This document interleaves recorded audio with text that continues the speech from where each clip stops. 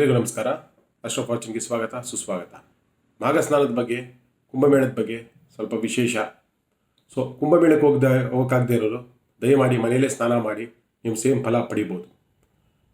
ಇದಕ್ಕೆ best remedy ಏನಂದರೆ, ಅಕಸ್ಮಾತ್ ಯಾರು ಕುಂಭಮೇಳ ಪ್ರಯಾಗ್ರಾಜ್ ಅಲ್ಲೆಲ್ಲಿ ಹೋಗೋಕ್ಕಾಗಲ್ವೋ ಅವರು ಮನೆಯಲ್ಲೇ ತಣ್ಣೀರಲ್ಲಿ ಸ್ನಾನ ಮಾಡಿ ಫಸ್ಟ್ ಆಪ್ಷನ್. ಆಗಿಲ್ಲ ಅಂದರೆ ಸೆಕೆಂಡ್ ಆಪ್ಷನ್ ಲೈಟ್ ಬಿಸಿನೀರಲ್ಲೂ ಸ್ನಾನ ಮಾಡ್ಬೋದು. ಬಟ್ ತಣ್ಣೀರು ಇಸ್ ದ ಫಸ್ಟ್ ಆಪ್ಷನ್. ಅಥವಾ ಕೆರೆ, ಕುಂಟೆ, ನದಿ, ಕಾವೇರಿ ನದಿ, ನಿಮ್ಮ ಮನೆ ಹತ್ರ ಯಾವುದೇ ನದಿ ಹರಿತಾ ಇದ್ರು ಅಲ್ಲಿ ಸ್ನಾನ ಮಾಡಿದ್ರು ಅದೇ ಫಲ ಸಿಗುತ್ತೆ. ಈ ಮಾಘ ಸ್ನಾನಕ್ಕೆ ಅಧಿಪತಿ ಬಂದು ಮಹಾವಿಷ್ಣುವನ್ನು ಆರಾಧಿಸೋದೇ ಈ ಮಾಘ ಮಾಸದ ವಿಶೇಷ.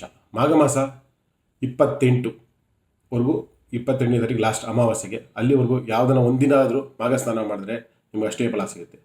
ಒಂದು ಮಾಘ ಮಾಸ ಸ್ನಾನ ಒಂದು ಅಶ್ವಮೇಧಕ್ಕೆ ಸಮ. ಒಂದು ಮಾಘ ಸ್ನಾನ 10 ಹೋಮ ಮಾಡಿರೋ ಫಲ ಕೊಡುತ್ತೆ.